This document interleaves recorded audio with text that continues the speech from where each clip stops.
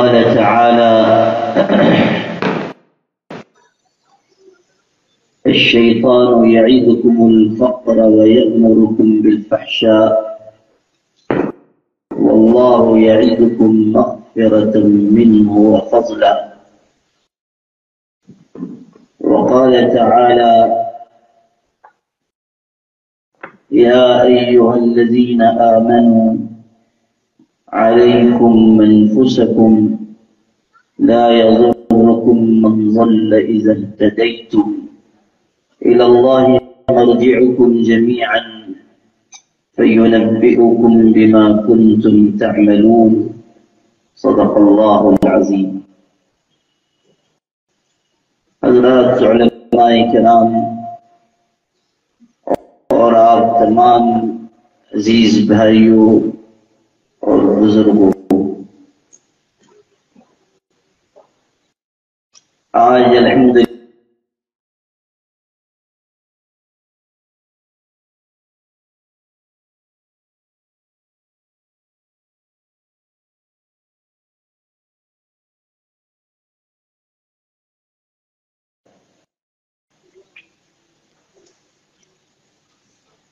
اللہ کے ذکر اور اس کی یاد کے لیے جمع ہونا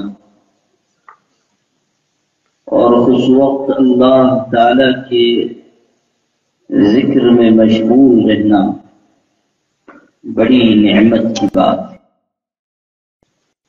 اللہ نے جن لوگوں کو یہ توفیق دی وہ خوش نصیب ہیں۔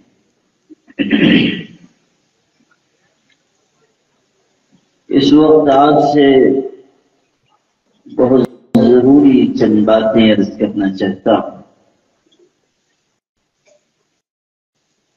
اور جو باتیں کہنی وہ اس طرح کی ہیں کہ آپ توجہ سے ان باتوں کو سنیں گے تب ان باتوں کو سمجھ پائیں گے۔ میں کوشش کروں گا اللہ کی توفیق سے کہ باتوں کو آسان کر کے میں کو سمجھاؤں۔ میرے بھائیوں، اللہ نے جو مخلوقات پیدا کی ہیں ان میں 3 مخلوقات کا بار بار تذکرہ ہوتا ہے۔ ایک مخلوق جنات، جنہیں اللہ تعالی نے آگ سے بنایا۔ ایک مخلوق اللہ کے فرشتے، جنہیں اللہ تعالی نے نور سے بنایا۔ اور ایک مخلوق انسان، جسے اللہ نے مٹی سے بنایا۔ یہ عجیب بات ہے کہ ان تینوں قسم کی مخلوقات کو الگ الگ چیزوں سے اللہ نے بنایا۔ اللہ اگر چاہتا تو کہہ دیتا کن اور انسان بن جاتا۔ اللہ اگر چاہتا تو کہتا کن، فرشتے تیار ہو جاتے۔ اللہ اگر چاہتا کہتا کن، جنوں کی جماعت، پوری قوم تیار ہو جاتی۔ یہ اللہ کی قدرت میں تھا۔ لیکن اللہ نے انسان کو، فرشتے کو، جن کو، ان تینوں مخلوقات کو الگ الگ چیزوں سے بنایا۔ اس میں بڑی حکمت ہے اللہ تعالی کی۔ اللہ نے ان تینوں عظیم مخلوقات جو الگ الگ چیزوں سے بنایا ہے، ان چیزوں کا اثر ان مخلوقات کے اندر پیدا فرمایا۔ فرشتے نور سے بنے تو ان کے اندر نورانیت ہے، ان کے اندر گناہ، نافرمانی، سرکشی نہیں ہے۔ قرآن پاک میں آپ پڑھیں لا یعصون اللہ ما امرهم ویفعلون ما یؤمرون۔ فرشتے ایسے ہیں کہ اللہ کا حکم کبھی ٹالتے نہیں، اور جو ان کو حکم دیا جاتا ہے وہ اس کو پورا کرتے رہتے ہیں۔ کبھی آپ نہیں سنیں گے کہ کسی فرشتے نے گناہ کیا یا اللہ کا حکم توڑ دیا۔ کبھی آپ نہیں سنیں گے کہ حضرت جبریل نے اللہ کا حکم ٹال دیا۔ جو حکم فرشتوں کو ملتا ہے وہ اسے پورا کرتے ہیں۔ جن یہ ایسی مخلوق ہے جسے آگ سے بنایا گیا۔ آگ جب جلتی ہے وہاں جل رہی ہے آگ، آپ دیکھیں گے کہ اس کی لپٹیں اوپر اٹھ رہی ہیں۔ ابھی زیادہ مت دیکھیے ورنہ آپ لوگوں کا دماغ سب کھانے میں لگ جائے گا، تو اس لیے صرف مثال سن کے سمجھ لیجیے۔ آگ کی لپٹیں جو اٹھتی ہیں وہ کس طرف اٹھتی ہیں؟ اوپر کی طرف جاتی ہیں یا نیچے کی طرف جاتی ہیں؟ جب آگ جلتی ہے تو اس کی لپٹ اوپر کی طرف جاتی ہے۔ آگ میں کیفیت ہے اوپر کی طرف اٹھنے کی، ایک سرکشی اس کے اندر ہے۔ یہی کیفیت جنات میں ہے کہ عام طریقے پر جنوں میں حکم نہ ماننے کی عادت ہے۔ شیاطین، آپ دیکھیں کہ شیاطین خود گمراہ اور دوسروں کو گمراہ کرنے میں لگے ہوئے، وسوسہ ڈال رہے ہیں، دلوں میں توڑ پیدا کر رہے ہیں، گناہوں کی طرف لے جا رہے ہیں۔ شیاطین کا کام یہی ہے۔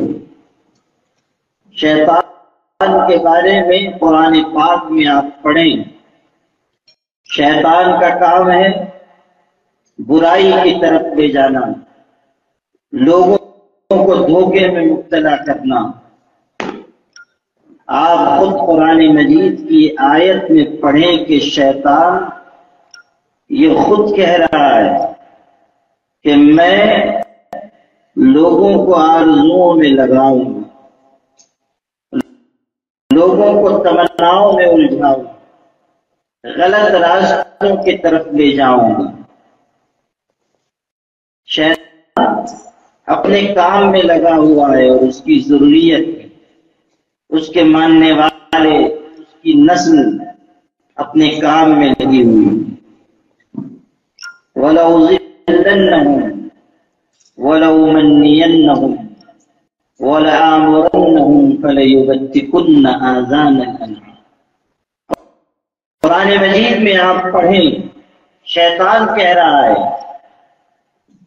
یہ کام شیطان کا ہے اور اس کی پوری ذریت کا۔ کیا کام ہے؟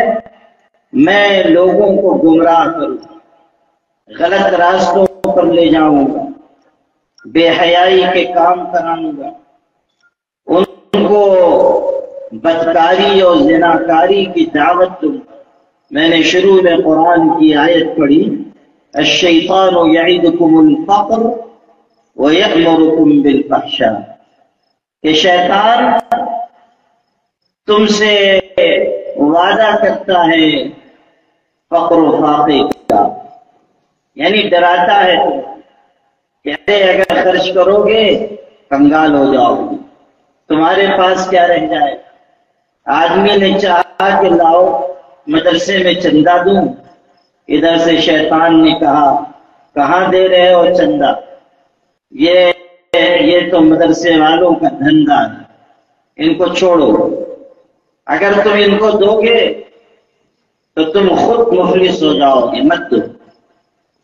اور بہت سے ایسے ہوتے ہیں ماشاءاللہ کہ شیطان کے کہے ہوئے پہ بالکل آمنا صدقنا کہتے ہیں، اس لیے کہ ان کی بیعت پیر صاحب سے نہیں ہے، ان کی بیعت حضرت شیطان سے۔ وہ جیسا بیان فرماتا ہے، جو کہتا ہے اس کے مطابق عمل کرتے ہیں۔ شیطان کہتا ہے دیکھو تم مال دو گے تمہارا ہاتھ خالی ہو جائے، کنجوسی سکھاتا ہے، گن گن کر رکھنا سکھاتا ہے، نہ دینا سکھاتا ہے۔ اور دوسرا کام کیا ہے؟ یأمرکم بالفحشاء، تمہیں گناہ کا، بدکاری کا، زناکاری کا، بے حیائی کے کاموں کا۔ اور لفظ قرآن مجید کا دیکھیے، کہا یأمرکم بالفحشاء، حکم دیتا ہے برائی کا، بے حیائی کا حکم دیتا ہے۔ یہ نہیں کہا گیا کہ شیطان تم سے بدکاری کرواتا ہے، یہ کہا گیا کہ شیطان تمہیں فقر و فاقے سے ڈراتا ہے اور بے حیائی اور زناکاری کا حکم دیتا ہے۔ یہ نہیں کہا گیا کہ زبردستی تم سے کنجوسی کرواتا ہے یا تم سے بدکاری کرواتا ہے۔ قرآن مجید کے لفظ لفظ میں حکمتیں چھپی ہوئی ہیں۔ اشارہ کیا گیا کہ شیطان کو یہ طاقت نہیں ہے کہ تمہاری مرضی کے خلاف تم سے بدکاری کروائے، تمہاری مرضی کے خلاف تم سے کنجوسی کروائے، نہیں، وہ صرف راستہ بتائے، عمل تم کرتے۔ ہمارا حال کیا ہے؟ گناہ ہم کرتے ہیں، الزام شیطان پہ دھر دیتے ہیں۔ شیطان نے مجھ سے ایسا کروایا، شیطان نے صرف راستہ بتایا، کیا تم نے ہے۔ یأمرکم بالفحشاء، برائی اور بدکاری کا حکم دیتا ہے۔ اب اگر انسان متقی ہے، پرہیزگار ہے، اللہ سے ڈرنے والا ہے، تو وہ اپنے آپ کو گناہ سے ہر قیمت پر بچائے، اور اگر اس کے دل میں اللہ کا تقوی نہیں ہے، اللہ کا ڈر نہیں ہے، تو پھر وہ گناہ سے اپنے آپ کو نہیں بچا پائے۔ یاد رکھیے، گناہ سے بچانے والی چیز انسان کا لباس نہیں ہے، اس کا منصب نہیں ہے، اس کی داڑھی، اس کی ٹوپی، اس کا کرتا نہیں ہے۔ گناہ سے بچانے والی صرف ایک چیز ہے، اور وہ اللہ کا ڈر ہے، اللہ کی خشیت۔ اس کی وجہ سے انسان گناہ سے بچتا ہے، اس کی وجہ سے انسان شیطان کی دعوت ٹھکراتا ہے۔ آپ پڑھیے قرآن مجید ہی میں کہ یوسف علیہ السلام دی گئی، اور ایک منصبدار خوبصورت عورت، وہ کہہ گناہ کرو، اور کوئی چیز گناہ سے رکاوٹ بنتی نہیں ہے، مگر کس چیز نے یوسف علیہ السلام کو گناہ سے؟ اللہ کی خشیت۔ اور حضرت یوسف نے اظہار کیا، اللہ کا نام لیا، وراودته التي هو في بيته بيتها عن نفسه وغلقت الأبواب وقالت هيت لك قال معاذ الله إنه ربي أحسن مثواي إنه لا يفلح الظالمون۔ قرآن پاک کے الفاظ کے ذریعے یہ پتہ چلتا ہے کہ اللہ کی اس کا تقوی، اس کا ڈر کیسی زبردست چیز ہے، جو گناہ کی دعوت کو، شیطان کی طرف سے آنے والی الغار کو ایک منٹ میں اکھاڑ کر پھینک دیتی۔ وراودته التي هو في بيتها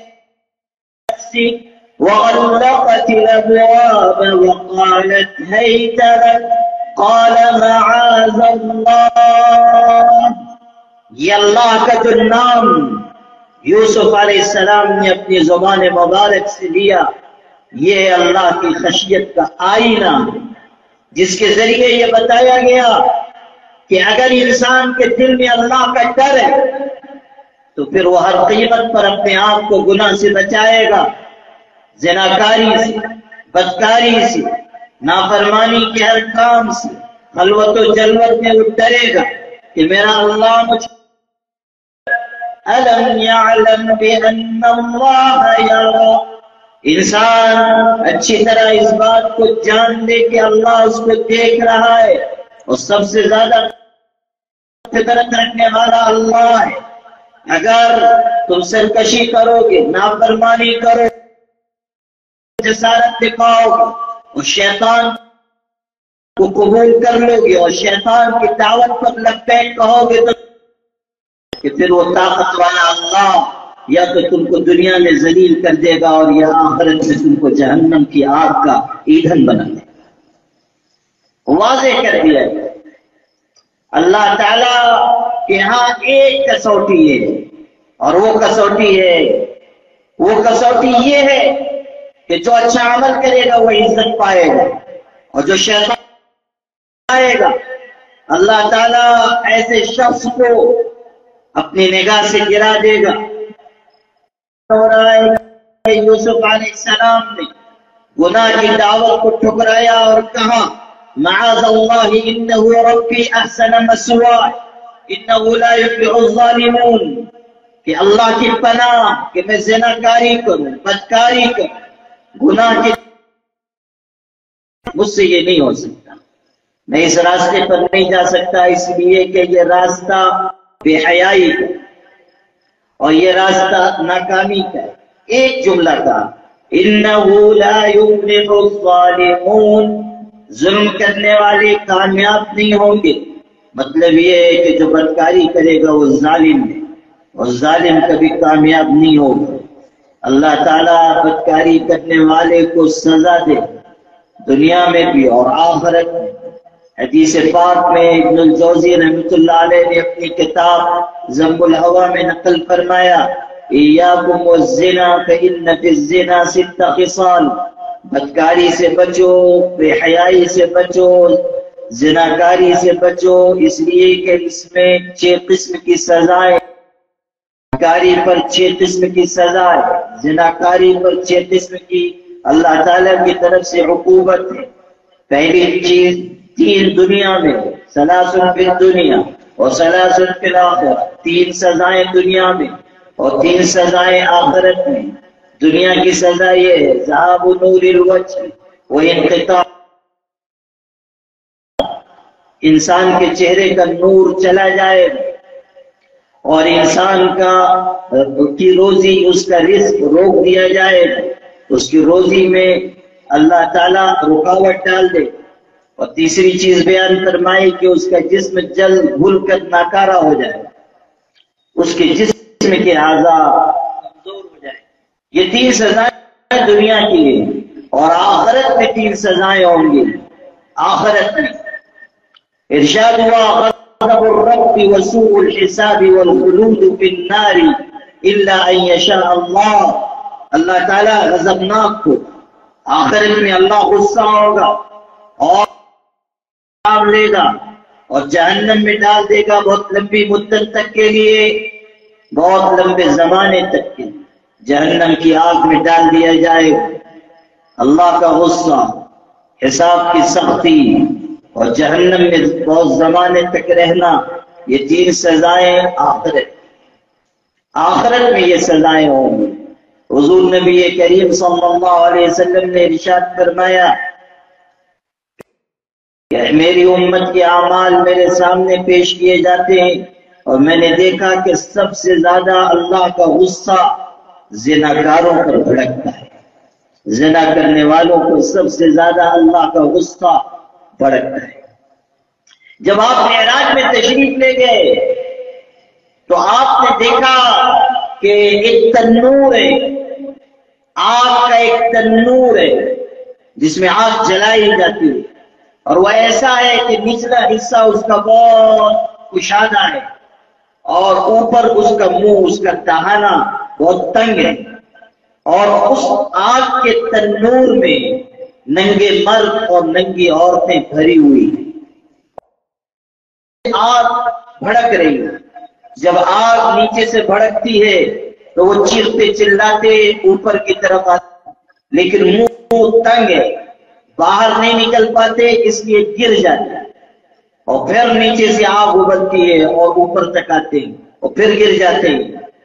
نبی کریم صلی اللہ علیہ وسلم نے پوچھا حضرت جبریل علیہ السلام سے کہ جبریل، یہ کون لوگ ہیں جن کو ایسی سخت سزا دی جا رہی؟ حضرت جبریل نے عرض کیا، اللہ کے رسول، یہ آپ کی امت کے زنا کرنے والے مرد اور عورتیں، چونکہ انہوں نے ننگا کام کیا دنیا میں، اس لیے ان کے جسم سے کپڑے اتار دیے، انہوں نے جسم کے نچلے حصے سے گناہ کیا، اس لیے آگ ان کے نیچے سے بھڑک رہی اور یہ سزا ان کو دی جا رہی۔ تو شیطان کا تو کام یہی ہے کہ وہ بے حیائی کی طرف بلائے گا اور زناکاری کی دعوت دے گا، اس لیے کہ شیطان ننگے پن کا علم بردار ہے، اور وہ بے حیائی اور بدکاری کے راستے کی طرف لوگوں کو بلانے والا ہے، اور اس نے اپنی جماعتیں انسانوں میں سے بھی اور جنات میں سے بھی چھوڑ رکھی ہے جو لوگوں کو گناہ اور بے حیائی اور نافرمانی کی طرف بلا رہے ہیں۔ شیطان کی جماعت اپنے کام میں لگی ہوئی، ایمان والو تمہاری ذمہ داری ہے کہ تم شیطان کی دعوت کو ٹھکراؤ، وہ جوانوں تمہاری ذمہ داری ہے کہ تم حیا اور شرم اور عفت اور طہارت کے راستے پر چلو، اور وہ اپنی زبان سے کہو جو یوسف علیہ السلام نے کہا تھا کہ میں گناہ نہیں کر سکتا، معاذ اللہ، اللہ کی پناہ کہ میں ایسا برا کام کروں۔ گناہ کی دعوت دی جائے، کہو وہ جو قرآن نے سکھایا، انی اخاف اللہ رب العالمین، میں یہ گناہ نہیں کروں گا اس لیے کہ میں اللہ سے ڈرتا ہوں، اللہ مجھ کو دیکھ رہا ہے، اس کی نگاہ مجھ پر ہے، اگر آج میں یہ غلطی کر بیٹھوں تو کل اللہ کی بارگاہ میں میری پکڑ ہوگی۔ شیطان قرآن پاک نقل کر رہا ہے کہ شیطان کہہ رہا ہے وَلَأُضِلَّنَّهُمْ وَلَأُمَنِّيَنَّهُمْ وَلَآمُرَنَّهُمْ فَلَيُبَتِّكُنَّ آذَانَ الْأَنْعَامِ فَلَيُغَيِّرُنَّ خَلْقَ اللَّهِ۔ یہ شیطان کی بات نقل کی کہ میں لوگوں کو گمراہ کروں گا، ضرور گمراہ کروں گا، لام بھی تاکید کا ہے اور نون بھی تاکید کا ہے، ضرور گمراہ کروں گا، اور آرزوؤں میں الجھاؤں گا، یہ بھی شیطان کا حربہ ہے، آرزوؤں میں الجھاؤں گا، پیسے میں، دنیا کی خواہشات میں، دنیا کی چیزوں میں الجھاؤں گا، تمہاری سواری اچھی ہو، تمہارا مکان اچھا ہو، تم لوگوں کے درمیان عزت پالو، ایک ایک چیز انسان کے اندر پیدا کرے گا، خواہشات، اور انہی خواہشات میں الجھا کر رکھ دے۔ آپ دیکھیں زیادہ تر لوگ کس چیز میں مشغول ہیں؟ یہی دنیا، مال، اسباب، مجھ کو یہ مل جائے، مجھ کو وہ مل جائے، اور چاہے غلط راستے سے ملے چاہے صحیح راستے سے ملے، بس مل جائے۔ کیا بے علم سب مال کے پیچھے دیوانے، اور کیا پڑھے لکھے کیا بے پڑھے لکھے، سب کی تمنا ہے راتوں رات ارب پتی بن جائے، اور حلال حرام کی جو دیوار قائم کی ہے اس کو ہم گرانا چاہتے ہیں۔ ہم چاہتے ہیں کہ مال ملے چاہے جہاں سے بھی، جھوٹ دیں، خیانت کریں، دھوکہ دیں۔ میرے والد صاحب فارسی کا شعر سناتے تھے، اے امانت پر تو لعنت است رنجے یافتم، اے خیانت پر تو رحمت است گنجے یافتم، کہ اے امانت تجھ پر لعنت ہو، تیری وجہ سے تو مجھ کو نقصان اٹھانا پڑا، اور اے خیانت تجھ پر بہت اللہ کی رحمت ہو، اس لیے کہ تیری وجہ سے مجھ کو خزانہ ملا، تیری وجہ سے مجھ کو مال ملا۔ یہ انسان کا ذہن ہے کہ خیانت بھی ہم کو پسند ہے اگر اس کے ذریعے ہمارے پاس مال ہے، حرام آمدنی ہے، کوئی حرج نہیں، آؤ آنے دو۔ وہ ہمارے غیر مسلم بھائیوں میں ایک ہے بابا رام دیو، وہ ایک ہی ہے اس جماعت میں، اور کوئی دوسرا ان کے ٹکر کا نہیں ہے۔ اور ہماری جماعت میں ان کے مقابلے میں بہت سے بابا آن دیو ہیں، وہ بابا رام دیو ہیں، یہ بابا آن دیو ہماری جماعت میں۔ ان کا کام کیا ہے؟ آنے دو، جو آ رہا ہے آنے دو، حلال کا ہو حرام کا ہو، جائز ہو ناجائز ہو مکروہ ہو کچھ بھی ہو آنے دو۔ جو جان رہے ہیں وہ بھی حرام مانتا ہے، اس لیے کہ شیطان جو ہے وہ بڑی حکمت سے پڑھے لکھوں کو بھی انہی کی تدبیر سے بہکاتا ہے، ان کو ان کے حساب سے سمجھاتا ہے، راستے شیطان بنا کر دکھاتا ہے۔ شیطان کوئی چیز نہیں ہے، وہ اپنے حساب سے لوگوں کو گمراہ کرتا ہے، پڑھا لکھا ہے علم والا ہے اس کو اس راستے سے بہکاتا ہے۔ مولوی صاحب سمجھ رہے ہیں کہ یہ مال حرام کا ہے، لیکن شیطان سمجھاتا ہے مولوی صاحب لے لو، اور سب تو لے ہی رہے ہیں تم بھی لے لو، بعد میں 2 رکعت صلاۃ التوبہ پڑھ کے تو مولوی صاحب بھی کہتے ہیں ٹھیک ہے چلو، حرام کا ہے کوئی حرج نہیں، لے لیتے ہیں، بعد میں سب کا خیرات بھی کر دیں گے اور صلاۃ التوبہ بھی پڑھ لیں گے۔ یہ ہماری ایسی حرکت ہے کہ جس پر قیامت کے دن ہم پکڑے جائیں۔ اگر عالم علم کے باوجود گناہ کر رہا ہے اس کی سزا بڑی ہوئی ہے، اس کا وبال بڑا ہوا، لیکن شیطان راستے بتاتا ہے۔ ایک دلچسپ قصہ آپ کو سناتا ہوں۔ ایک بیچارے مولوی صاحب تھے، ایک دن آئے گھر میں دوپہر کے وقت، بہت زور کی بھوک لگی ہوئی تھی، پوچھا کیا بنا ہے؟ بیوی نے کہا کہ آپ کے لیے دال پکی ہے، ہمارے لیے مرغی بنی ہے۔ تو مولوی صاحب کو تو بڑی حیرت ہوئی، انہوں نے کہا یہ الٹی گنگا کب سے بہنے لگی؟ ارے مرغی پر تو ہم مولویوں کا ازلی ابدی پیدائشی حق، مولوی کے شروع میں بھی میم ہے اور مرغی کے شروع میں بھی میم ہے، دونوں میں بہت مناسبت قائم ہے۔ تو یہ کیا بات ہو گئی کہ مرغی تمہارے لیے اور دال ہمارے لیے؟ تو اہلیہ نے کہا اصل میں دیکھیے ہوا یہ کہ یہ مرغی جو ہے وہ اپنے گھر کی نہیں ہے، پڑوس کی مرغی آ گئی تھی، ہمارے صحن میں دانا چگ رہی تھی، اور ہمارے بچے نے ایک پتھر اٹھا کر اس کو مارا، وہ اس کے سر پہ جا کے لگ گیا، اور جو لگا تو وہ گر کر تڑپنے لگی، اور قریب تھا کہ اس کا انتقال پرملال ہو جاتا، اگر مر جاتی تو نہ پڑوسیوں کے۔ تو میں نے سوچا کہ بلا وجہ مرغی ضائع ہو جائے گی، لاؤ ذبح کر دوں، وہ بھی تو آخر مولوی کی بیوی تھی، تو مسئلے مسائل اس کو بھی معلوم تھے، تو اس نے ذبح کر دیا، کہا کہ میں نے اس کو ذبح کر دیا۔ اب یہ سوچا کہ اگر پڑوسن کو معلوم ہوگا کہ مرغی کو چوٹ لگ دیا تو فتنہ کھڑا ہو جائے گا، والفتنة اشد من القتل، اور فتنہ جو ہے وہ قتل سے زیادہ سنگین گناہ ہے۔ تو اس لیے میں نے چپ چاپ گھڑی میں اس کو پکا لیا، پڑوسن کو خبر نہیں ہونے دی، اور چونکہ ہم ذرا کمزور ایمان والے ہیں، ذرا ہم زیادہ علم ہم کو نہیں ہے، ہم لوگ کھا لیں گے تو کوئی ایسی بات نہیں ہے، مگر آپ عالم ہیں، مولوی صاحب ہیں، آپ کا کھانا مناسب نہیں، اس لیے آپ دال کھا لیجیے، ہم مرغی۔ یہ تقسیم اس نے فرما دی۔ اب مولانا دیکھیے، اب شیطان کا کام یہاں سے شروع ہوا، اب اس نے مولوی صاحب کو اپنی طرف سے ایک تدبیر سجائی، تھوڑی دیر وہ سوچتے رہے، یہ بھی دماغ میں آ رہا ہوگا کہ ہاتھ آئی مرغی، ہاتھ سے نکل رہی ہے، تو شیطان نے بھی تدبیر سکھائی۔ تھوڑی دیر کے بعد اپنی بیوی سے کہنے لگے کہ ٹھیک ہے مرغی پڑوسن کی ہے، مگر سالن میں جو مسالہ لگا ہے وہ تو ہمارے گھر کا ہے۔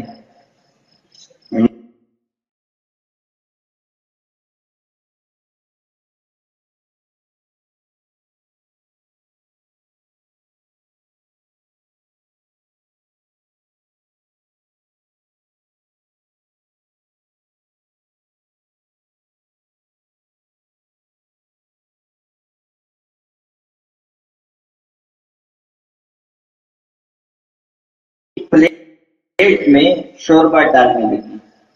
اب جب وہ شوربہ آ رہا ہے تو اس کے ساتھ بوٹی بھی آنے لگی، تو وہ جو ہاتھ میں اس کے چمچہ تھا اس نے وہ چمچے سے بوٹی کو پیچھے کر دیا۔ پھر تھوڑی دیر بعد دوسری بوٹی آنے لگی، اس کو پیچھے کر دیا۔ اب یہ مولوی صاحب دیکھ رہے ہیں ان کے دل پہ صدمہ عظیم، رنج عظیم پیش آ رہا ہے کہ جو آ رہی ہے وہ واپس جا رہی ہے۔ تو جب تیسری دفعہ یہ حادثہ پیش آنے لگا تو ان سے رہ نہیں گیا، انہوں نے کہا اللہ کی بندی جو خود سے آ رہی ہے اس کو آنے دے، خود سے آ رہی ہے اس کو آنے دے۔ تو وہ بھی تو انہیں کی بیوی تھی، اس نے سمجھ لیا کہ ان کی نیت خراب ہو چکی ہے، اس نے وہ سب ہانڈی ان کی پلیٹ میں الٹ دی اور کہا کہ مولوی صاحب جب کھانا ہی ہے تو کھا لیجئے، ہم بھی مرغی کو بلانے نہیں گئے تھے، وہ بھی خود ہی سے چل کے آئی تھی۔ یعنی اگر یہی دلیل ہے کہ جو خود سے آ رہا ہے اس کو آنے دو، تو ہم بھی کوئی مرغی کو دعوت دے کر بلانے نہیں گئے تھے، وہ بھی خود ہی سے چل کے آئی تھی۔ شیطان کا یہ کام ہے کہ وہ علم والوں کو ان کے حساب سے، جاہلوں کو ان کے حساب سے غلط راستے پر لے جاتا ہے، اور اسی کے بارے میں کہا کہ یہ شیطان گمراہ کرے گا، آرزوؤں میں لگائے۔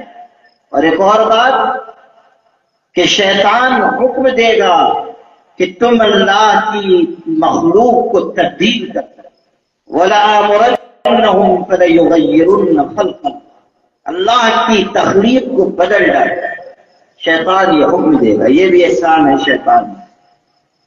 اور یہ بھی آج آپ دیکھیں، اس کے بہت سے مفہوم ہیں، مگر ایک مطلب بتاتا ہوں، ایک مفہوم بتاتا ہوں، وہ یہ کہ شیطان آمادہ کرے گا کہ مرد عورتوں کی مشابہت اختیار کریں اور عورتیں مردوں کی مشابہت اختیار کریں۔ اللہ کی تخلیق کو بدل ڈالا۔ اللہ نے مرد کو پیدا کیا، اس کی ایک جسمانی ساخت ہے، اس کا اپنا خلیہ ہے، عورتوں کا الگ الگ جینے کا انداز ہے، ان کا خلیہ ہے۔ لیکن آپ دیکھیں کہ کتنے لوگ ہیں، شیطان پٹی پڑھاتا ہے، ہیں آدمی بن گئے عورت، کتنی عورتیں ہیں جو مردوں کے بھیس میں پھر رہی ہیں۔ آپ نکل کے جا رہے ہیں سڑک پر، لمبے لمبے بال رکھے ہوئے بعض ایسے مرد حضرات دکھتے ہیں کہ دور سے آ رہے ہیں تو پتہ نہیں چلتا ہے کہ آ رہی ہیں کہ آ رہے ہیں، ان کی جنس متعین کرنا بڑا دشوار ہے۔ ایک دفعہ ہم لوگ ایک بڑے جلسے میں تھے، وہاں بہت سارے دوسرے مذاہب کے نمائندے بھی تھے اور بہت بڑا اسٹیج تھا، تو اعلان ہوا کہ فلاں مذہب کے فلاں نمائندے اب ان کی تقریر ہوگی۔ اب وہ جو آنے لگے ادھر سے آ رہے تھے، بہت لمبا اسٹیج میں درمیان میں بیٹھا ہوا تھا، ہمارے حضرت رحمت اللہ علیہ بھی اس وقت باحیات تھے، انہی کے بغل میں بیٹھا ہوا تھا، اور میرے بازو میں ہمارے حضرت مولانا سجاد نعمانی صاحب تھے۔ تو ہم لوگ بازو بازو میں بیٹھے ہوئے تھے، ادھر حضرت تھے، درمیان میں تھا، اور ادھر حضرت مولانا تھے۔ اب وہ جو آنے لگے وہ نمائندے مذہب کے، مذہبی نمائندے تھے، عجیب حلیہ ان کا، رنگ برنگا کپڑا، بال بہت لمبے لمبے، عجیب سا حلیہ۔ تو جب وہ آنے لگے تو مجھے تشویش ہوئی کہ یہ کون سی مخلوق جلوہ گر ہو رہی ہے، یہ ہے کون، مذکر ہے مؤنث ہے، کوئی تیسری مخلوق ہے، کچھ پتہ ہی نہ چلے۔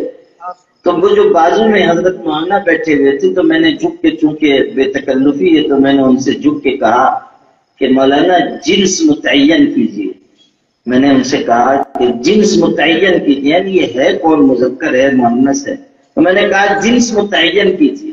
تو مولانا بھی بڑے ذہین ہے، کہنے لگے اس میں علماء کے دو قول ہیں، اس میں علماء کے دو قول ہیں۔ خیر جو آپ کو سنا رہا تھا وہ یہ کہ شیطان اس راستے پر لے جاتا ہے اور اس طرح لوگوں کو آمادہ کرتا ہے کہ وہ غلط خلیے اختیار کرے۔ اب تو دنیا میں چلن ہو گیا، بعض لوگ آپریشن کراتے ہیں، لڑکا ہے لڑکی بن گئے، لڑکی ہے لڑکا بن گئے۔ آپریشن کرا کر جنس تبدیل کر دیتے ہیں، یہ بھی ہو رہا ہے، یا حلیہ ایسا بنا لیتے ہیں کہ پتہ ہی نہ چلے۔ اس دور کا نقشہ الٹا نظر آتا ہے، مجنو نظر آتی ہے، لیلا نظر آتا ہے، یہ ہو جاتا ہے، مجنو نظر آتی ہے اور لیلا نظر آتا ہے، یہ تبدیلی ہو جاتی ہے۔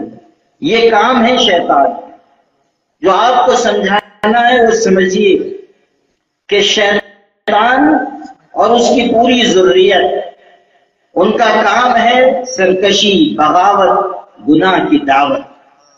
فرشتے ہیں، ان کا کام ہے اللہ کی عبادت، اللہ تعالیٰ کے حکم کی تعمیل، اس کی اطاعت، یہ فرشتوں کا کام۔ اور انسان ہے جو مٹی سے بنایا گیا، اس کا کام کیا ہے؟ اس کا کام یہ ہے کہ چونکہ وہ ان دونوں مخلوقات کے درمیان ہے، اس لیے وہ شیطانی صفات سے اپنے آپ کو بچائے اور فرشتوں کی یعنی ملکوتی صفات سے اپنے آپ کو قریب کرے۔ اگر وہ شیاطین کی طرف جھکے گا گمراہ ہو، اگر فرشتوں کی طرف جائے گا تو اس کے اندر بہترین صفات آئیں گی اور وہ اللہ سے قریب ہو جائے۔ تین مخلوق ہے، انسان، جن و شیاطین اور فرشتے۔ اگر انسان شیطانی اعمال میں لگے گا، انسان رہتے ہوئے بھی شیطان بن جائے۔ کتنے لوگ ہیں ہماری جماعت میں، ہماری صفوں میں ہیں تو انسان، لیکن ان کا عمل ایسا ہے جو شیطان کا بھی منہ کالا کرے، جو شیطان کو بھی شرمندہ کرے۔ یہ وہی ہیں جنہوں نے شیطانی دعوت کو قبول کیا، غلط راستے پر چل پڑے۔ اور کتنے لوگ ایسے ہیں جو اللہ کا ذکر کر رہے ہیں، اللہ کی یاد میں لگے ہوئے ہیں، اللہ تعالیٰ کی اطاعت میں لگے ہوئے ہیں، اپنے اندر بہترین خوبیاں پیدا کرتے ہیں۔ نتیجہ یہ ہے کہ وہ فرشتوں کی طرح بلکہ فرشتوں سے بھی آگے بڑھ جاتے ہیں۔ آج بھی ایسے لوگ ہیں، یہ نہ سمجھیے کہ سب شیطان کے راستے پر چلنے والے ہیں، یہ نہ سمجھیے کہ سب گناہ اور نافرمانی اور سرکشی کی راہ پر جا رہے ہیں۔ ہمارا عجیب مزاج ہے، اگر کوئی واقعہ پیش آ گیا، کوئی بات پیش آ گئی، کوئی شیطانی یلغار کا شکار ہو گیا تو ہماری حالت یہ ہے کہ ہم سارے لوگوں کو ایک صف میں کھڑا کر دیتے ہیں۔ یہ غلط مزاج، یہ غلط طریقہ ہے۔ ہر شعبے میں، ہر جگہ ایسے لوگ ہو سکتے ہیں جو کسی غلط کام میں ملوث ہو جائے، لیکن اس کا مطلب یہ نہیں ہے کہ سارے لوگ ایسے ہیں۔ اللہ تعالیٰ نے ایسے لوگ رکھے ہیں جو آج بھی چراغ دل جلا کر شاہراہ علم کو روشن رکھتے ہوئے، جو آج بھی اللہ کے ذکر اس کی یاد میں لگے ہوئے ہیں، جو پوری دیانت کے ساتھ، پوری امانت کے ساتھ اللہ کے دین کی خدمت کر رہے ہیں، جن کا مقام اللہ کے ہاں بہت اونچا ہے، بہت بلند ہے۔ ہم نہ پہچانے، ہم نہ جانے، لیکن اللہ کے ایسے بندے ہیں، اللہ کے ایسے بندے کل بھی تھے اور آج بھی، جن کا اللہ کے ہاں اونچا مقام ہے۔ کس بنیاد پر؟ ان کے اچھے عمل کی وجہ سے، ان کے اچھے اخلاق کی وجہ سے، ان کے اچھے کردار کی وجہ سے، ان کے ذکر الہی کی کثرت کی وجہ سے۔ وہ لوگ جو آج بھی روئے زمین پر اللہ کی یاد کے چراغ روشن کرتے ہیں۔ مسلمانوں کو یہ حقیقت سمجھنی چاہیے کہ اللہ تعالیٰ نے یہ دنیا ایسی بنائی ہے کہ کچھ شیطان کی دعوت پر جائیں گے اور کچھ رحمان کی دعوت پر لگیں گے، دونوں جماعتیں کام کرتی رہیں گی۔ قرآن مجید میں اللہ کا ارشاد ہے، فَمَن يَكْفُرْ بِالطَّاغُوتِ وَيُؤْمِنْ بِاللَّهِ فَقَدِ اسْتَمْسَكَ بِالْعُرْوَةِ الْوُثْقَىٰ لَا انفِصَامَ لَهَا وَاللَّهُ سَمِيعٌ عَلِيمٌ۔ ارشاد ہو رہا ہے کہ جو شیطان کا انکار کرے گا اور رحمان کی طرف آئے گا وہ رسی کو مضبوطی سے تھام لینے والا ہے، اور اللہ کی رسی وہ ہے جو کبھی ٹوٹنے والی نہیں ہے۔ دونوں راستے واضح ہیں، ایک شیطان کا راستہ ہے اور ایک رحمان کا راستہ ہے۔ جو شیطان کے راستے پر جائیں گے گمراہ ہو جائیں گے، جو رحمان کے راستے پر جائیں گے وہ جرأت کے ساتھ، ہمت کے ساتھ، عزیمت کے ساتھ اللہ تعالیٰ پر، اللہ اور اس کے وعدوں پر کامل یقین کے ساتھ ڈٹے رہیں گے اور جمے رہیں گے۔ دونوں جماعتیں کام کرتی رہیں گی۔ آج آپ نہیں دیکھ رہے ہیں کہ دنیا میں خود مسلمانوں کی صفوں میں دو حصے قائم ہیں۔ ایک حصہ وہ ہے کہ جو اپنے مفادات کے لیے، اپنی چاہتوں کے لیے شیطان کے راستے کو اپنا رہا ہے، اور ایک طبقہ وہ ہے جو ایمانی غیرت کے ساتھ، ایمانی ولولے کے ساتھ، اللہ کے وعدے پر یقین کے ساتھ دشمنوں کا مقابلہ کرتا ہے۔ کیا دنیا نہیں دیکھ رہی ہے کہ وہ سرزمین عرب جس کو ہمارے آقا حضرت محمد صلی اللہ علیہ وسلم نے پاک سرزمین قرار دیا، جسے حجاز مقدس بنایا، جہاں سے سرچشمہ اسلام پھوٹا، جہاں سے اسلام کی کرن دنیا میں پہنچی اور پھیلی، وہاں کے لوگ، وہاں کے مسلمان، وہاں کے حکمراں آج صورتحال یہ ہے کہ ناچ گانوں میں لگ رہے ہیں، ریاض میں مجلسیں لگائی جا رہی ہیں، دنیا سے ناچنے گانے والی لڑکیوں کو بلایا جا رہا ہے اور وہ رقص کر رہی ہیں، ناچ رہی ہیں، اور مسلمان تماشا دیکھ رہے ہیں۔ مسلمان بے حیائی کے کام میں لگے ہوئے ہیں۔ وہ جو شیطان کی دعوت تھی اس پاک سرزمین پر اس دعوت کو قبول کیا جا رہا ہے۔ کیا دنیا نہیں دیکھ رہی ہے؟ یہ اور بات ہے کہ جو لوگ مفادات کے عادی ہیں اور روپے پیسے کے لالچی ہیں وہ ان چیزوں کی توجیہ و تعلیم کریں، لیکن جو لوگ اللہ کے پاک قرآن پر یقین رکھتے ہیں اور جن کا یہ ماننا ہے کہ ہر حال میں حق بات کا اظہار ضروری ہے، وہ صاف کہہ رہے ہیں کہ یہ غلط کام ہے، یہ بے حیائی ہے، یہ پاک سرزمین کو ناپاک کرنا ہے، یہ اللہ کے پاک رسول صلی اللہ علیہ وسلم کے طریقوں کو اپنے پیروں سے روننا ہے۔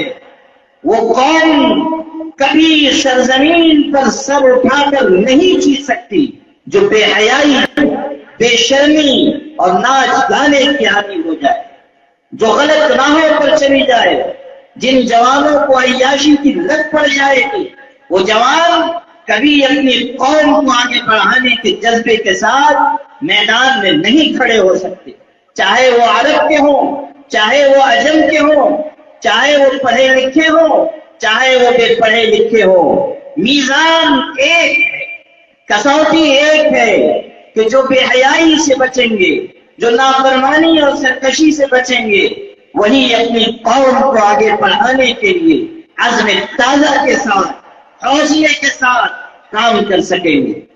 آپ دیکھ رہے ہیں دنیا میں کتنے ملک ایسے ہیں جہاں کی گدی پر بیٹھنے والا اپنے آپ کو مسلمان کہتا کہلواتا ہے، مگر انہیں توفیق نہیں ہے کہ وہ غزہ میں شہید ہونے والے مسلمانوں کے لیے آواز اٹھائیں، ان کی حمایت کریں، ان کو مدد پہنچائیں، ظالموں کی آنکھ میں آنکھ ڈال کر کہیں کہ تم روئے زمین پر سب سے بدبخت قوم ہو کہ معصوم بچوں تک کے خون بہانے سے تم باز نہیں آتے۔ یہ صورتحال دنیا میں دیکھی جا رہی ہے کہ کتنے لوگ مسلمان ملکوں کے اس ظالموں کی حمایت میں ہیں، مظلوموں کی حمایت میں نہیں ہیں۔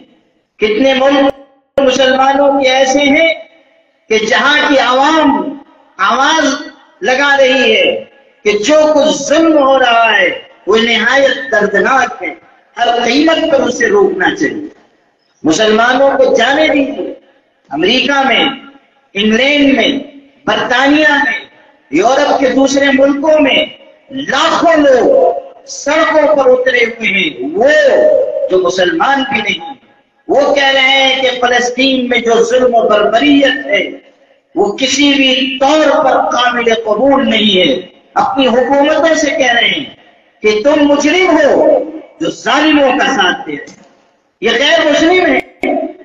لاکھوں کی تعداد میں ابھی 2 دن پہلے لندن میں مظاہرہ ہوا، 8 لاکھ لوگ شریک ہوئے اور انہوں نے فلسطین کی حمایت کی آواز اٹھائی۔ کون لوگ تھے؟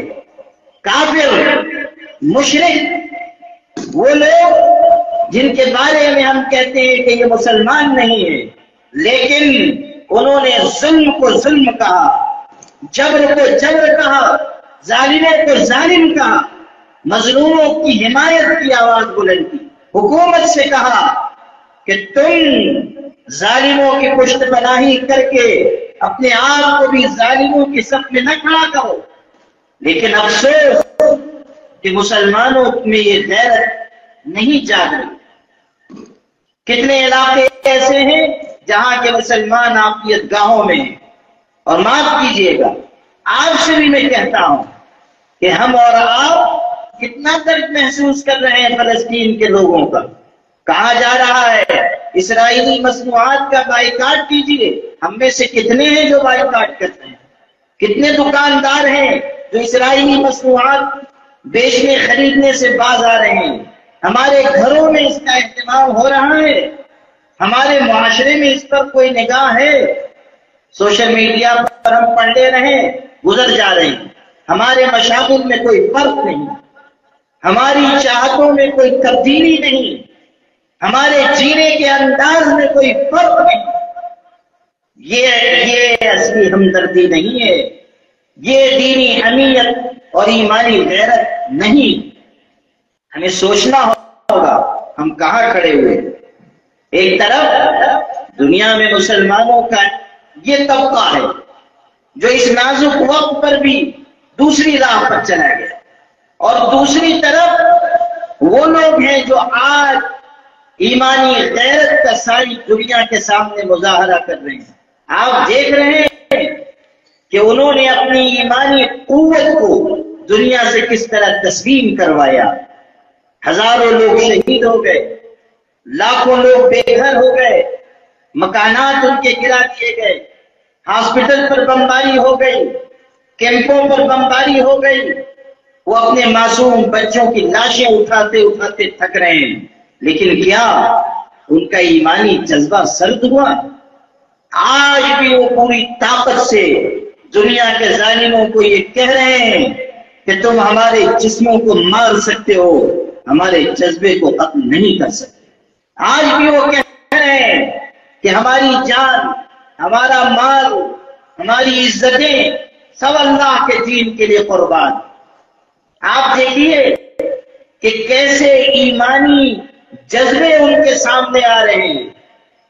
ایک شخص جس کا بچہ شہید ہوا ہے، اولاد شہید ہوئی ہے، لاش رکھی ہوئی ہے، وہ کہہ رہا ہے، اللہ کو مخاطب کر کے کہتا ہے کہ اللہ میرا بچہ شہید، اللہ تیری راہ میں رخصت ہو گیا، لیکن اگر اور میرے بچے اور میری اولادیں، میرا مال، میرے اسباب، وہ سب بھی تجھ پر قربان ہو جائیں، مجھے کوئی غم نہیں، یہ تیری راہ میں قربان ہو۔ کسی باپ کے دل میں یہ جذبہ ایمانی کیفیت کے بغیر آ سکتا ہے؟ آپ دیکھیے کہ ایک باپ مٹھائی تقسیم کر رہا ہے، لوگ پوچھتے ہیں کیوں مٹھائی بانٹ رہے ہو؟ وہ کہتا ہے کہ میرے بچے اللہ کے راستے میں شہید ہو گئے، ان کی شہادت کی خوشی میں مٹھائی بانٹی۔ یہ جذبہ دنیا دیکھ رہی ہے اور حیران ہے کہ یہ کون سا جذبہ ہے، یہ کیسا ایمان ہے۔ ایک شخص جس کے گھر کے 7 افراد بمباری میں شہید ہو گئے، لوگ اس کے ہاں تعزیت کے لیے گئے، پرسے کے لیے گئے، تسلی دینے گئے، کہ تمہارے خاندان کے 7 افراد شہید ہو گئے۔ وہ شخص کہہ رہا ہے مجھ کو تعزیت نہ کرو، مجھ کو تسلی نہ دو، مجھ کو مبارکباد دو، اس لیے کہ میرے گھر کے 7 افراد نے شہادت کا جام نوش کیا، 7 افراد اللہ کے راستے میں شہید ہوئے، میں مبارکباد کا حقدار ہوں۔ اللہ نے مجھ کو یہ عزت دی۔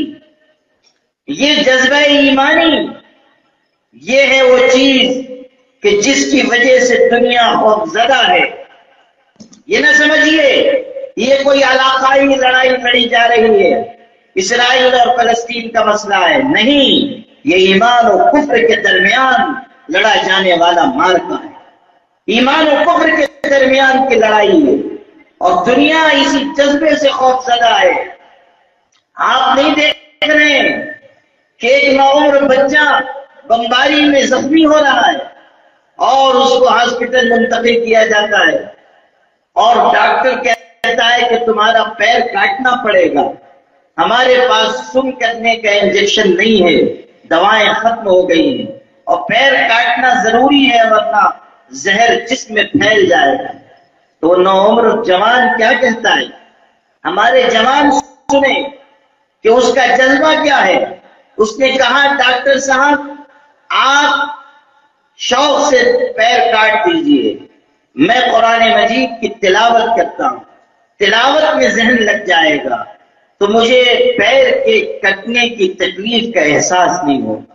جب میں قرآن مجید پڑھنے لگوں پیر کاٹ دیجئے، پیر کو سن کرنے کی ضرورت نہیں، قرآن مجید کی تلاوت کی حلاوت اس تکلیف کی طرف سے میرا ذہن ہٹا دے۔ آپ سمجھ رہے ہیں کہ یہ کیسا ایمانی جذبہ ہے، یہ کیسا یقین ہے۔ یہی وہ چیز ہے جو انسان کو انسان اور صاحب ایمان کو اللہ کا محبوب بناتی ہے۔ قرآن پاک سے تعلق، اللہ تعالیٰ کے وعدوں پر یقین۔ کتنے لوگ ہیں جو شہید ہو رہے ہیں اور یہ سمجھ کر دنیا سے جا رہے ہیں کہ ہم کامیاب ہو گئے، اس لیے کہ ہم شہادت کی موت پا کر اللہ کی بارگاہ میں جا رہے ہیں۔ شدید زخمی حالت میں، موت اور زندگی کی کشمکش میں، بجائے ڈرنے کے، خوفزدہ ہونے کے، ان کا یہ احساس ہے کہ اگر ہم شہید ہو گئے ہمیں نجات ملے گی، ہمیں کامیابی ملے گی، ہمیں اللہ کے ہاں جنت ملے گی۔ قرآن کی آیت آپ پڑھیے، لا تحسبن الذین قتلوا فی سبیل اللہ امواتا بل احیاء عند ربهم یرزقون۔ جو اللہ کے راستے میں قتل کر دیے جائیں انہیں مردہ نہ کہو، وہ زندہ ہیں، اللہ کے ہاں زندہ ہیں، انہیں روزی دی جاتی ہے۔ آج مسلمانوں کا یہ طبقہ، فلسطینی مسلمانوں کا جو مظالم سے دوبدو ہے، جو دشمنان دین کے سامنے کھڑا ہوا ہے، جو اپنے جذبے، ولولے، حوصلے کی وجہ سے دشمن طاقتوں کو بھی خاک و خون چٹا رہا ہے، یہ طبقہ اس بات کی علامت ہے کہ ہر دور میں ایسے لوگ رہیں گے جو اللہ تعالیٰ پر یقین رکھنے والے ہوں، جو اپنی جان، اپنا مال، اپنا وقت، اپنی صلاحیت سب اللہ کے راستے میں لٹانے والے ہوں۔ اگر ایک طرف وہ لوگ ہیں جو ناچنے گانے میں، سرکشی میں، بدکاری میں، عیاشی میں لگے ہوئے ہیں، تو دوسری طرف وہ مسلمان ہیں جو اللہ کے نام پر اپنی جان، اپنی اولاد، اپنا وقت، اپنی صلاحیت سب قربان کر رہے ہیں۔ یہ دونوں جماعتیں دنیا میں ہر دور میں رہی اور ہر دور میں رہیں گی۔ اسی لیے میں یہ بات کہہ رہا ہوں مسلمانوں کہ چند لوگوں کی غلطی کی وجہ سے سارے لوگوں پر انگلی نہیں اٹھائی جا سکتی، اور اگر کچھ لوگ غلط راستے پر جا رہے ہیں تو سمجھ لیجیے کہ بہت سے وہ ہیں جو اللہ تعالیٰ کے وعدوں پر یقین رکھتے ہوئے اور اللہ تعالیٰ کی عبادت اور اس کی اطاعت میں مشغول رہتے ہوئے اپنی منزل کی طرف بڑھ رہے ہیں۔ ہمیں دیکھنا ہوگا کہ ہم کون سا راستہ چن رہے ہیں۔ کیا ہمارے اندر بھی تقوی ہے؟ کیا ہمارے اندر بھی طہارت ہے؟ کیا ہمارے اندر بھی شیطانی دعوت سے بچنے کی طاقت ہے؟ کیا ہمارے اندر بھی بے حیائی سے رکنے اور بے حیائی سے باز آنے کی عادت ہے؟ ہمیں غور کرنا ہوگا ہم کہاں کھڑے ہوئے ہیں۔ دوسروں پر نگاہ مت ڈالیے، اپنے آپ پر نگاہ ڈالیے، اپنے آپ کو ٹٹولیے، اپنا جائزہ لیجیے، اپنا احتساب کیجیے۔ دوسروں پہ تبصرے کر دینا، دوسروں کے خلاف باتیں کر دینا آسان ہے، مگر اپنی اصلاح مشکل کام ہے۔ اپنے آپ کو آئینے میں دیکھیے کہ آپ کس راستے پر جا رہے ہیں۔ کیا آپ مالی خیانت سے بچے ہوئے ہیں؟ کیا آپ نگاہ کی خیانت سے بچے ہوئے ہیں؟ کیا آپ کا دل پاک ہے؟ کیا آپ راتوں کی تنہائیوں میں اللہ کے آگے روتے ہیں؟ کیا آپ لوگوں کا حق ادا کرتے ہیں؟ کیا آپ کے دل میں یہ جذبہ ہے کہ آپ پاکیزہ صاف ستھری زندگی گزاریں؟ اپنا جائزہ، اپنا امتحان، اپنا احتساب کیجئے۔ اسی کا حکم قرآن میں ارشاد ہے، یا ایھا الذین آمنوا علیکم انفسکم لا یضرکم من ضل اذا اهتدیتم الی اللہ مرجعکم جمیعا فَيُنَبِّئُكُم بِمَا كُنتُمْ تَعْمَلُونَ۔ ارشاد ہوا کہ اے ایمان والو، تم پر اپنی اصلاح لازم ہے۔ اپنے آپ کی فکر کرو، اپنے آپ کا جائزہ لو، اپنے آپ کو آئینے میں دیکھو، اپنے آپ کو ٹٹولو، اپنے اکابر و اسلاف کی زندگی اٹھا کر ان کے حالات پڑھو اور پھر دیکھو کہ تمہارے اندر ان کی کتنی صفات ہیں، ان کے اخلاق کا کتنا حصہ ہے۔ سیرت طیبہ پڑھو اور پھر اس آئینے میں دیکھو کہ تمہارا کردار کیا ہے، تمہارے اخلاق کیا ہیں، تمہارا رہنا سہنا کیسا ہے، حقوق کی ادائیگی تمہارے اندر کتنی ہے، فرائض کا اہتمام کتنا ہے۔ اللہ تعالیٰ کے پاک قرآن میں جو صفات اچھے انسانوں کی بیان ہوئی ہیں، جو کامل ایمان والوں کی صفات ہیں، کیا وہ تمہارے اندر پائی جاتی ہیں؟ سورہ انفال کھولو اور پڑھو کہ مومنین کی صفات کیا بیان ہوئی۔ انما المؤمنون الذين اذا ذكر الله وجلت قلوبهم واذا تليت عليهم آياته زادتهم ايمانا وعلى ربهم يتوكلون الذين يقيمون الصلاة ومما رزقناهم ينفقون أولئك هم المؤمنون حقا لهم درجات عند ربهم ومغفرة ورزق كريم۔ مسلمانوں، قرآن پڑھو اور صفات کا جائزہ لو۔ اللہ کا پاک قرآن کہہ رہا ہے سچے مسلمان وہ ہیں کہ جب اللہ کا ذکر آتا ہے ان کے دل ڈر جاتے ہیں، اور جب قرآن کی آیتیں ان کو پڑھ کر سنائی جاتی ہیں ان کا ایمان بڑھ جاتا ہے، اور وہ ہر وقت اللہ پر بھروسہ رکھتے ہیں، نماز قائم کرتے ہیں، اللہ کے راستے میں خرچ کرتے رہتے ہیں۔ یہی سچے مسلمان ہیں۔ یہ ایک مومن کی صفات، یہ ایک مومن کا کردار۔ ان صفات کے آئینے میں اپنا جائزہ لو۔ یہ نہیں کہ ہم فلاں مدرسے سے پڑھے ہوئے ہیں، ہم ایسے عالم ہیں، واعظ ہیں، خطیب ہیں، ہم فلاں بزرگ کے خلیفہ ہیں، فلاں بزرگ کے ہم معتمد علیہ ہیں۔ اللہ کے ہاں یہ ساری بنیادیں کامیابی کی نہیں۔ کاغذ کے ٹکڑوں کے اوپر اللہ کے ہاں فیصلے نہیں ہوں گے، اللہ کے ہاں فیصلے صفات اعمال پر ہوں گے۔ کل قیامت کے دن یہ دیکھا جائے گا کہ آپ کے اندر خشیت تھی یا نہیں، آپ کے اندر اللہ کا ڈر تھا یا نہیں۔ یہ نہیں پوچھا جائے گا کہ تم چلتے تھے تو 10-20 لوگ تمہارے آگے پیچھے چلتے تھے یا نہیں، تم جلسوں میں جاتے تھے تو لوگ کس طرح استقبال کرتے تھے، یہ سوال نہیں ہونے والا۔ سوال یہ ہوگا کہ تم نے اللہ تعالیٰ سے ڈر کر احکامات پورے کیے یا نہیں، گناہ سے بچے یا نہیں، نافرمانی سے بچے یا نہیں۔ ہم اپنے حلیے کے ذریعے، اپنی صنعت کے ذریعے، اپنی ملمہ سازی کے ذریعے، اپنے مقولے کے ذریعے لوگوں کو دھوکہ دے سکتے ہیں، اللہ کو دھوکہ نہیں دے سکتے۔ یاد رکھنا مسلمانوں، اللہ کے ہاں اعمال دیکھے جائیں۔ یہ صفات اسی میں بیان کی گئی کہ آج اپنا جائزہ لو کہ کیا تمہارے اندر یہ صفت ہے کہ اللہ کا ذکر آئے تمہارے دل ڈر جائیں، گناہ سے تم بچو، نافرمانی سے بچو۔ جب شیطان کی طرف سے الغار ہو، جب نفس اکسائے، اس وقت تم کہو کہ نہیں میرا اللہ مجھ کو دیکھ رہا ہے، میں گناہ نہیں کر سکتا۔ کیا تم کو اللہ کے پاک قرآن سے تعلق ہے کہ اللہ تعالیٰ کے پاک کلام کی تم تلاوت کرو، اور اس کی آیتوں کے ذریعے فیض حاصل کرو۔ تہجد کے وقت قرآن پاک پڑھو اور تمہارا دل اللہ کی آیتوں کے آگے جھک جائے۔ کیا یہ صفت تمہارے اندر ہے؟ أَلَمْ يَأْنِ لِلَّذِينَ آمَنُوا أَن تَخْشَعَ قُلُوبُهُمْ لِذِكْرِ اللَّهِ وَمَا نَزَلَ مِنَ الْحَقِّ، کیا ایمان والوں کے لیے ابھی وہ وقت نہیں آیا کہ وہ اللہ تعالیٰ کے ذکر کے آگے جھک جائیں اور ان کے دل قرآن پاک کی آیتوں کے آگے نرم پڑ جائے؟ کیا ابھی وہ وقت نہیں آیا؟ فضیل ابن عیاض ڈاکو تھے اور اتنے خطرناک ڈاکو کہ ان کے نام سے لوگ ڈرتے تھے اور ڈاکہ ڈالتے رہے، رہزنی کرتے رہے، چوری کرتے رہے۔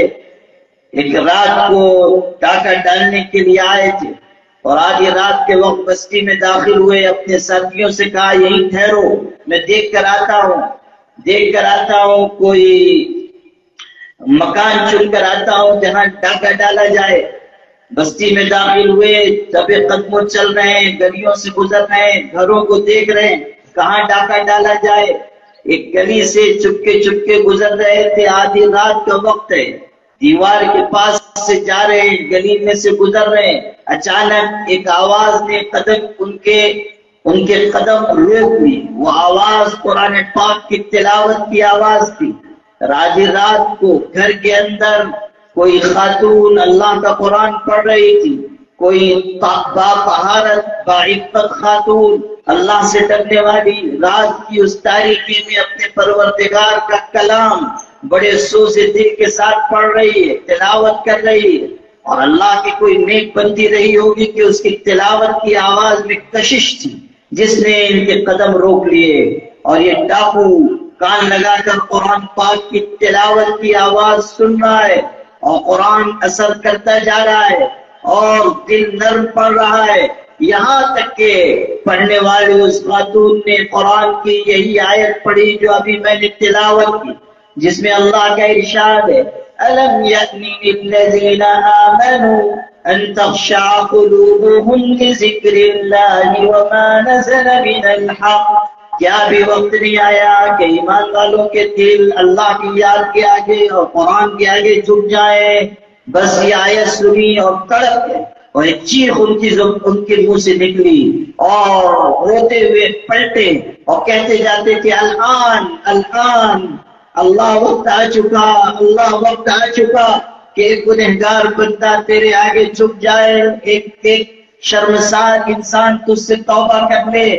روتے ہوئے واپس آئے، جن کی دنیا بدلی ہوئی ہے، قرآن کی تاثیر اپنا کام دکھا چکی، اور اس پاک اور باطہارت خاتون کے پڑھنے کی برکت نے ان کو سر سے لے کر پیر تک تبدیل کر کے رکھ دیا۔ توبہ اور شرمندگی کے جذبات ان پر غالب ہیں۔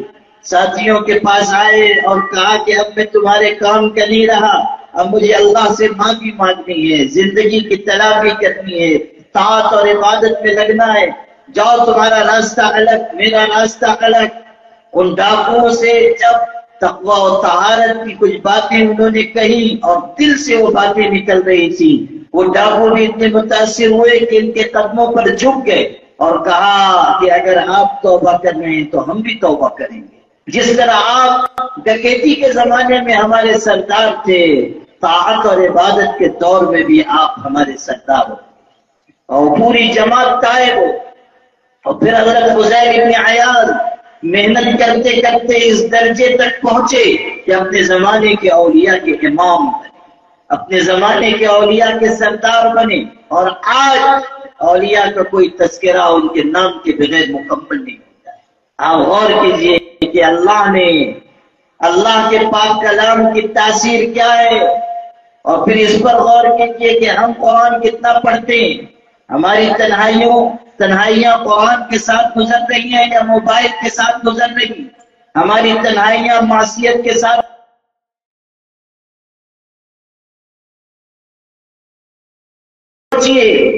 اپنا جائزہ لیجیے۔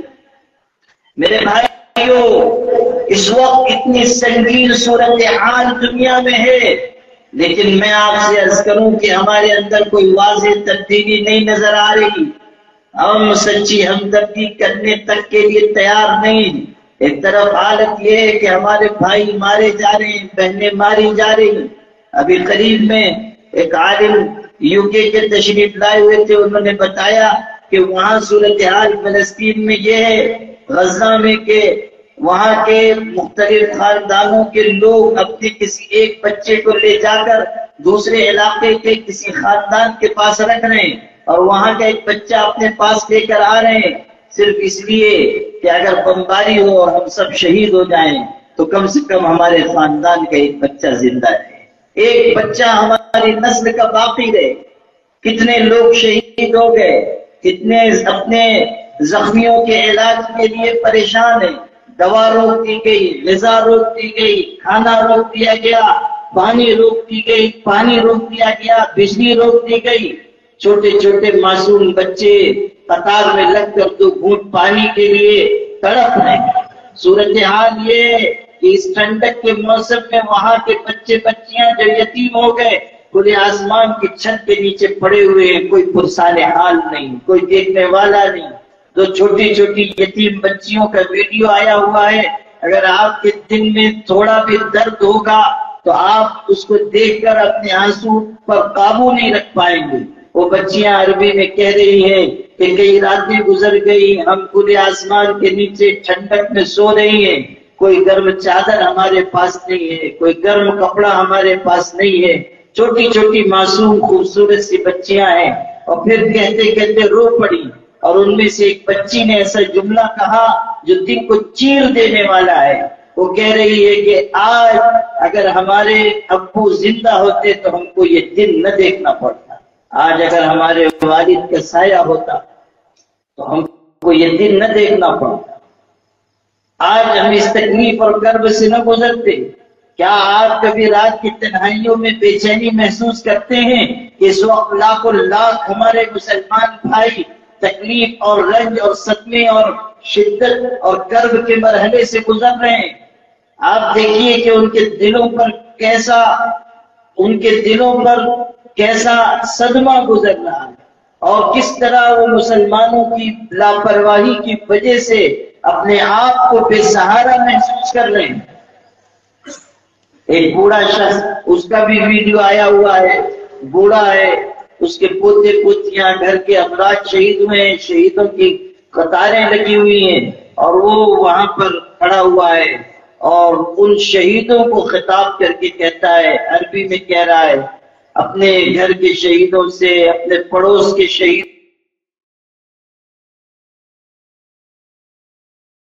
کی بارگاہ میں چلے گئے. جب تمہاری اللہ کے رسول صلی اللہ علیہ وسلم سے ملاقات ہو تو ہمارا یہ پیغام پہنچانا کہ ہمارے ہاں لوگ شہید ہو رہے تھے، اور اس وقت دنیا کے مسلمان اپنی عیاشیوں میں مبتلا اور مصروف تھے.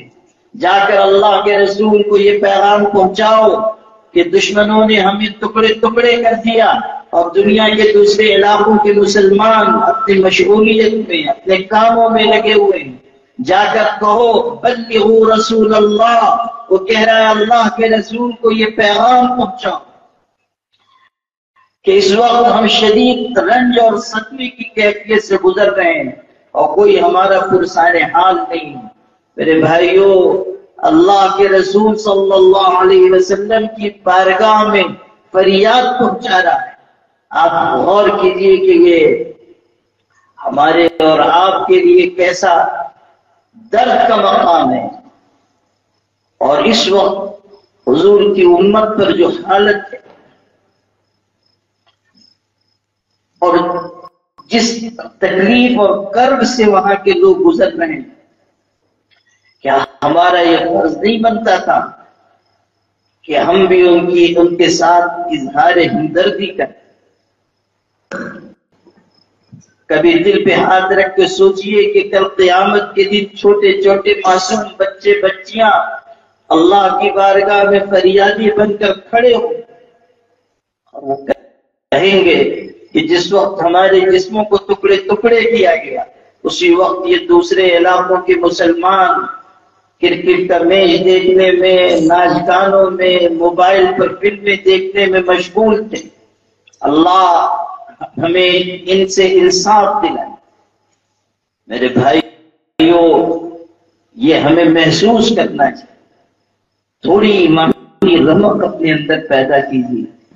ایک بوڑھا شخص اپنے گھر کے بچیوں کے لاشوں کے درمیان جھک جھک کر ان کے چہروں کو ہاتھ لگاتا ہے، وہ کہتا ہے بلغوا رسول اللہ،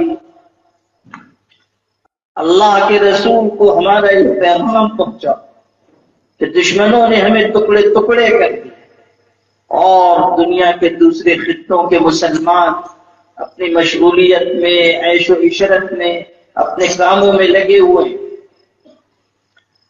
آج ہم سب کو اپنے آپ کا جائزہ لینا چاہیے اور یہ دیکھنا چاہیے کہ ہم ایمانی صفات کے لحاظ سے کہاں ہیں۔ ہم شیطانی عادتوں اور صفات میں مبتلا ہو رہے ہیں یا ہم فرشتوں والے اعمال اختیار کر رہے ہیں، اللہ کا ذکر، اللہ کی طاعت، اللہ کی عبادت، ہم کس چیز کو اپنا رہے ہیں؟ ہم اپنا جائزہ لیں، دوسروں پر نگاہ کرنے سے پہلے اپنا جائزہ لیں اور دیکھیں کہ ہمارے اندر کیا کیا کمیاں ہیں، کیا خامیاں ہیں۔ میرے بھائیو، یہ جو تصوف کا نظام ہے، یہ تبدیلی کا نظام ہے، یہ جو تصوف کا نظام ہے، یہ اپنی اصلاح کا نظام ہے۔ یہ جو تصوف کا نظام ہے، یہ اسی لیے ہے کہ اپنے اندر سے ہم کمی، خامی، کمزوری، غلطی نکالیں۔ یہ نظام اس لیے نہیں ہے کہ بس کسی سے مرید ہو جائیے اور سمجھیے کہ آپ جنت میں جائیں گے، یہ نہیں۔ یہ نظام اس لیے بھی نہیں ہے کہ آپ کسی سے بیعت ہو جائیں یہ سوچ کر کہ ہم بھی بڑے بن جائیں، خلیفہ بن جائیں اور ہم بھی دنیا میں مشہور ہو جائیں، لوگ ہماری بھی عزت کریں۔ نہیں، یہ اس نظام کا بگاڑ ہے۔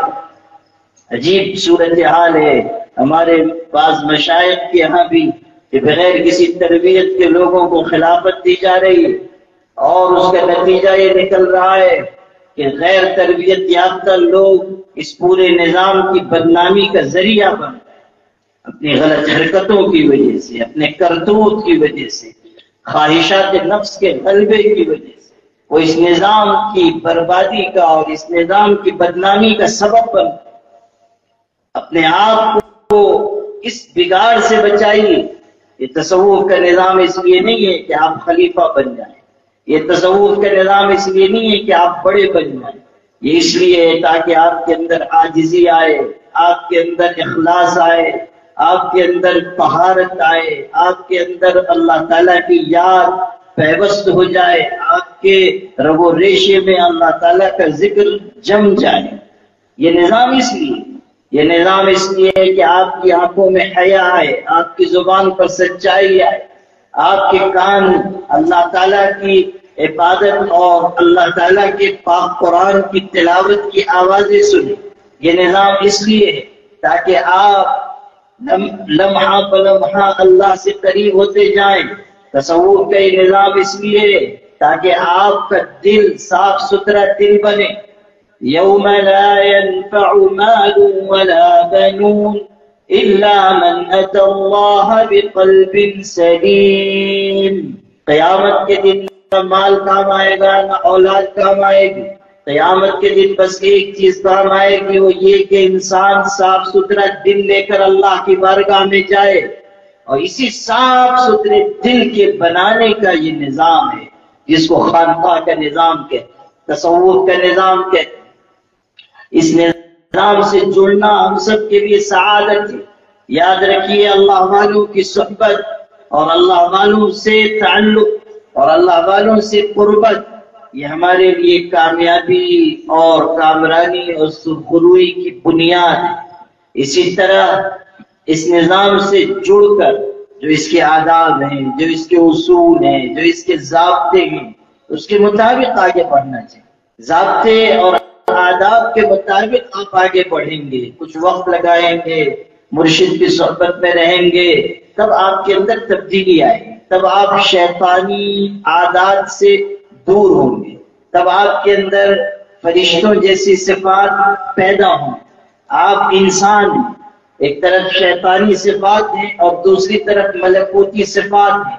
جب آپ مرشد سے تربیت پائیں گے، ان کی صحبت میں رہیں گے، ذکر کریں گے، عبادت کریں گے، تو صورتحال یہ ہوگی کہ شیطان کا تسلط اور غلبہ آپ پر نہیں ہو پائے گا، اور آپ دھیرے دھیرے ملکوتی صفات کی طرف بڑھتے جائیں گے، یہاں تک کہ وہ دن آئے گا کہ جب آپ اللہ تعالیٰ کے پسندیدہ محبوب مقبول بندے بن جائیں. اس لیے میرے بھائیوں، دل کی گہرائیوں سے آپ سے گزارش کرتا ہوں کہ نہ صرف یہ کہ آپ اس نظام سے جڑیں، بلکہ اس نظام کی حقیقت کو سمجھیں اور اس کے اصول، آداب، اس راستے میں چلنے کا طریقہ وہ بھی سیکھیں. یہ نہیں کہ رسمی طریقے پر بس کسی بزرگ سے بیعت ہو گئے اور اس کے بعد چھٹی. نہیں، اپنے مرشد سے محبت، اپنے مرشد سے رابطہ، مرشد سے اصلاح کرانے کی کوشش، ان سے ذکر سیکھنا، ان کی خدمت میں کچھ وقت گزارنا، ان کی ہدایت پر عمل کرنا، ان کے بتائے ہوئے طریقے پر چلنا، یہ سب اس راستے کے ضروری آداب ہیں. اس کے مطابق اگر آپ کام کریں گے تو آگے بڑھیں گے، ورنہ پھر دس میں الجھ کر رہ جائیں گے. آج کی اس اصلاحی مجلس کا بھی یہی مقصد تھا کہ آپ کچھ وقت اللہ تعالیٰ کے ذکر میں، اس کی یاد میں، عبادت میں، تلاوت میں گزاریں اور اس نظام کو سمجھیں، اور اس نظام کو سمجھ کر پھر اس کے مطابق آگے بڑھیں اور رسم سے الگ ہو کر حقیقت کی طرف آئیں. ایک چیز ہے شکل صورت اور ایک چیز ہے حقیقت. شکل صورت سے اٹھ کر حقیقت کی طرف آئیں گے، تب اس نظام کی خوبیاں آپ کو سمجھ میں آئیں گی اور تب آپ اس نظام سے پورا فائدہ اٹھا سکیں گے. اللہ تعالی ہم سب کو عمل کرنے کی توفیق عطا فرمائے. اور آج کی اس مجلس کا انعقاد کرنے والے ہمارے ساتھیوں کو، خاص طریقے پر مولانا محمد اسرائیل رشیدی صاحب اور اس دارالعلوم صدیقیہ کے اساتذہ، یہاں کے ذمہ داران، طلبہ، اساتذہ، سب کو اللہ تعالیٰ بے حد اجر عظیم عطا فرمائے اور ان کی کوششوں کو قبول فرمائے. اس ادارے کو دن دگنی رات چوگنی ترقی عطا فرمائے. وآخر دعوانا ان الحمد للہ رب العالمین.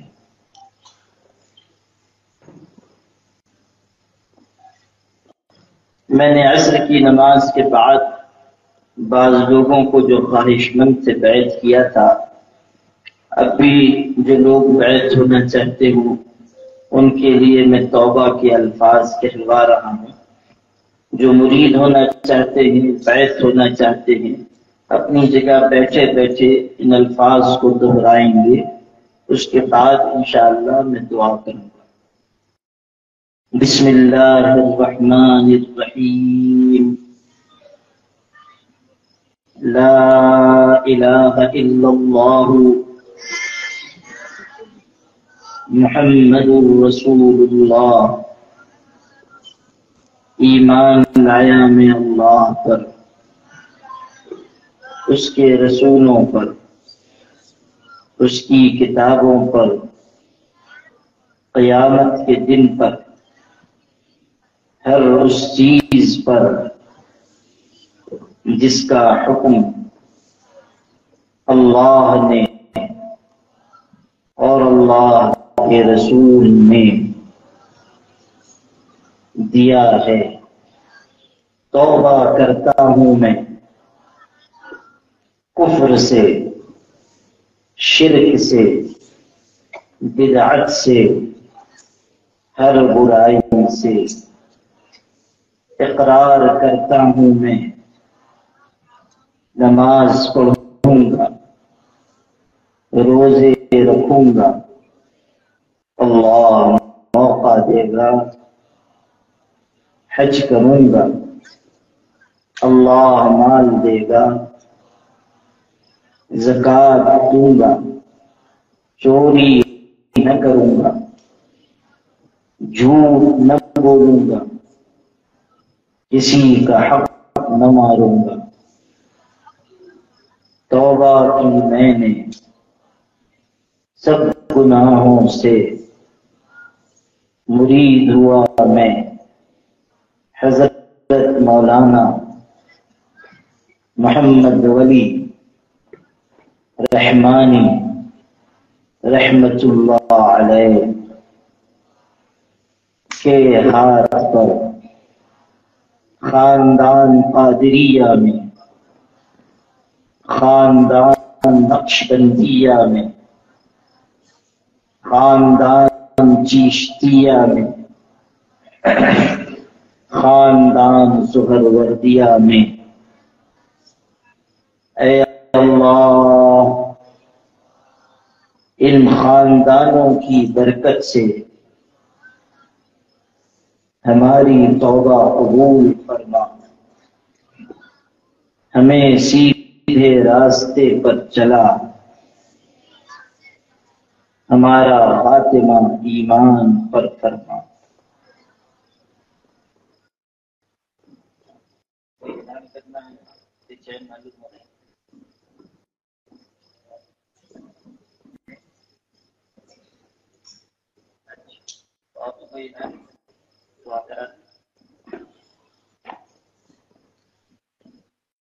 بھئی آپ حضرات میں سے جو لوگ بیعت ہوئے ہیں وہ ذکر سن لیں۔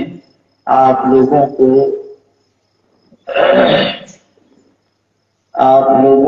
جو بیعت ہوئے ہیں 4 چیزیں پانچوں فرض نماز کے بعد پڑھنی، پانچوں فرض نماز کے بعد 4 چیزیں پڑھنی، تسبیح فاطمہ 1 دفعہ، استغفار 10 دفعہ، درود شریف 10 دفعہ۔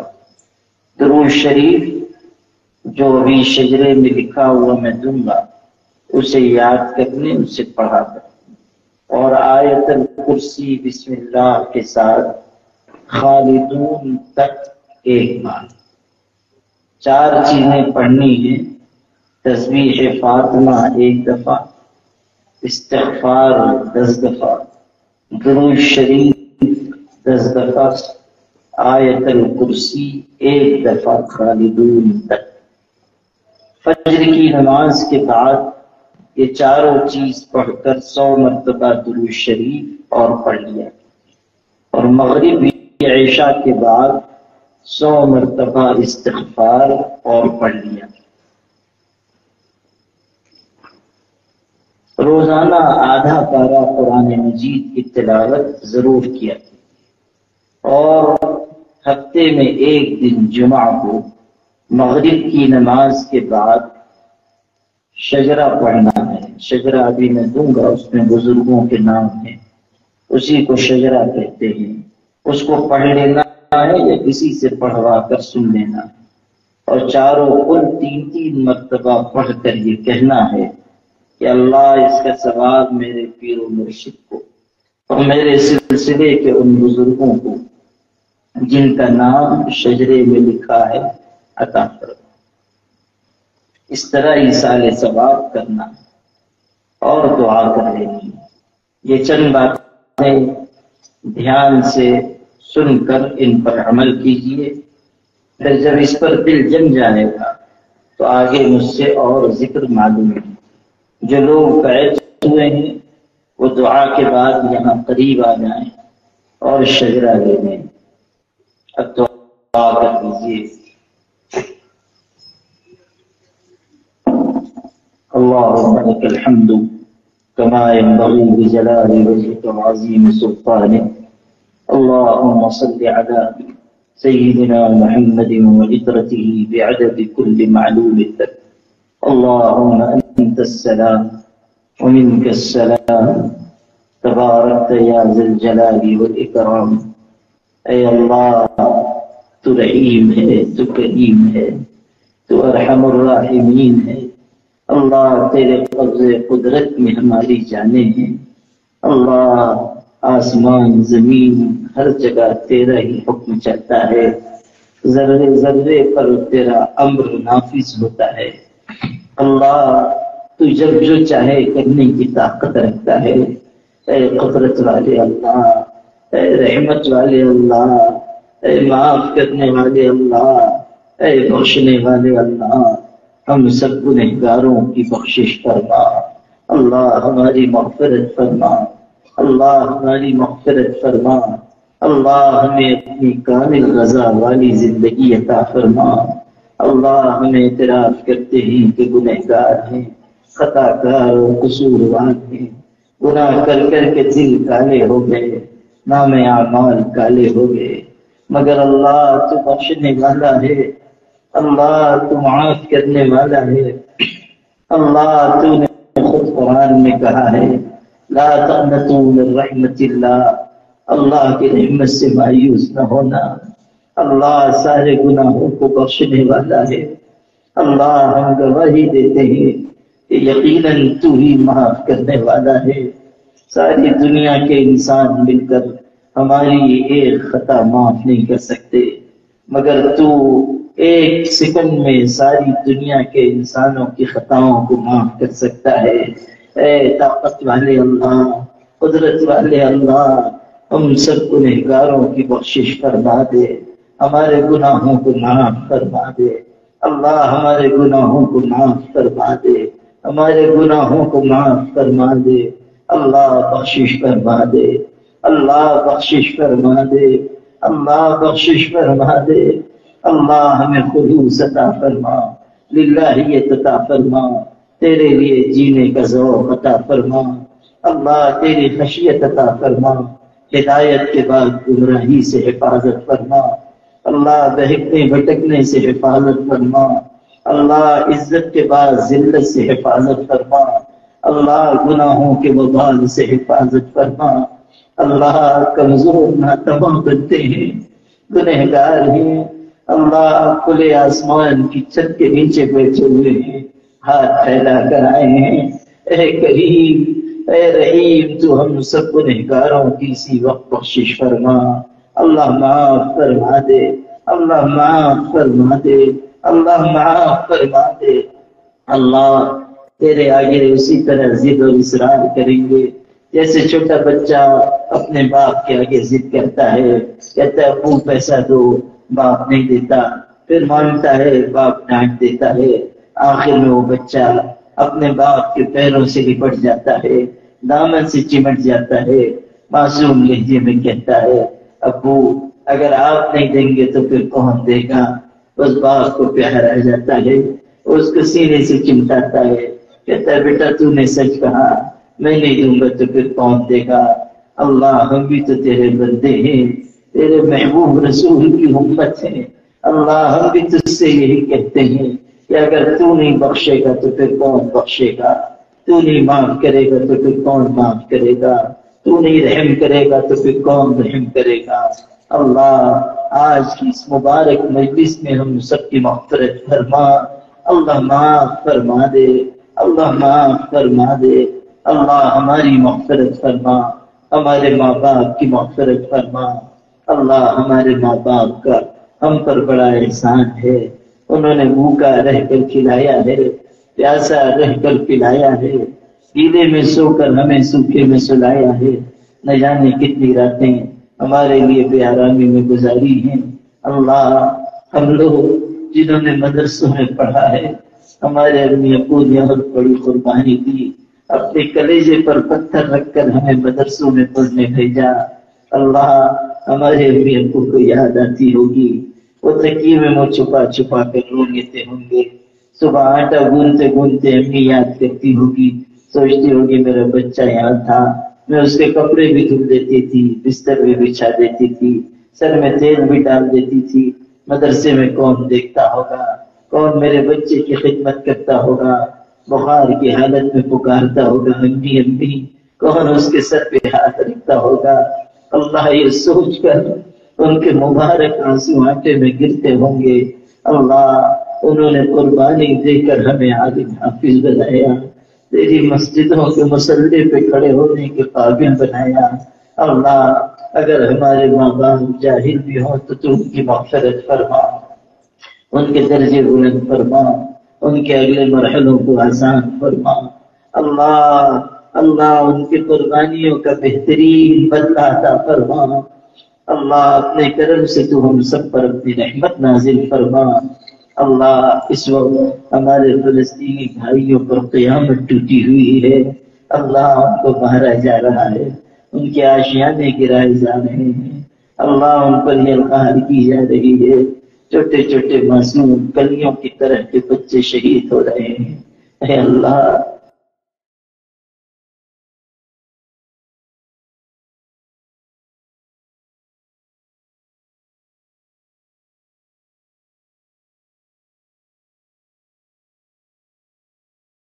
اگر اللہ فلسطینی بھائیوں کی گود میں ان کے بچوں کی خون میں نہائی ہوئی لاشیں ہیں، اللہ اللہ کتنے بچے ایسے ہیں جن کو کفن تک میسر نہیں ہے۔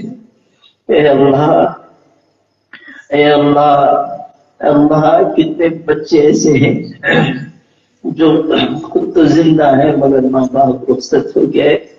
اللہ ہم دیکھ رہے ہیں اور کلیجہ منہ کو آتا ہے کہ چھوٹے چھوٹے بچے بہت سی لاشوں کے درمیان اپنی ماں کی لاش ڈھونڈ رہے ہیں، امی امی کہہ کر پکارتے ہیں اور کفن ہٹا ہٹا کر چہرے دیکھتے ہیں، کہیں ماں کی لاش نظر آتی ہے تو گر پڑتے ہیں، ماں کو چومتے ہیں، لپٹ جاتے ہیں، کہہ رہے ہیں امی کیوں چھوڑ کر چلی گئی، امی کہاں چلی گئی۔ اللہ معصوم جانوں پر رحم فرما۔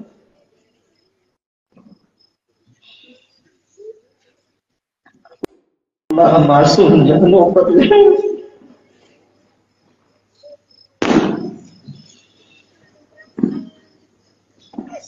اے کریم تو ارحم الراحمین ہے،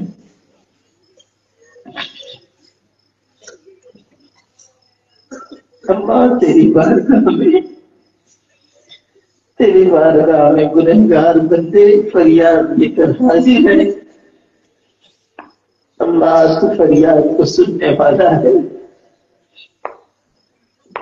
اللہ تو رحم کرنے والا ہے، اللہ تجھ کو تیری صفت رحمت کا واسطہ، اللہ تجھ کو تیری صفت کرم کا واسطہ، رحم فرما دے، اہل ایمان کو قوت عطا فرما، اللہ اہل ایمان کو قوت عطا فرما، اہل یقین کو قوت عطا فرما، اللہ غلبہ عطا فرما، اللہ غلبہ عطا فرما، اللہ غلبہ عطا فرما، اللہ ظالموں اور ستمگروں کو ظلم سے روک دے، ظالموں کی پشت پناہی کرنے والوں کی قوت توڑ دے۔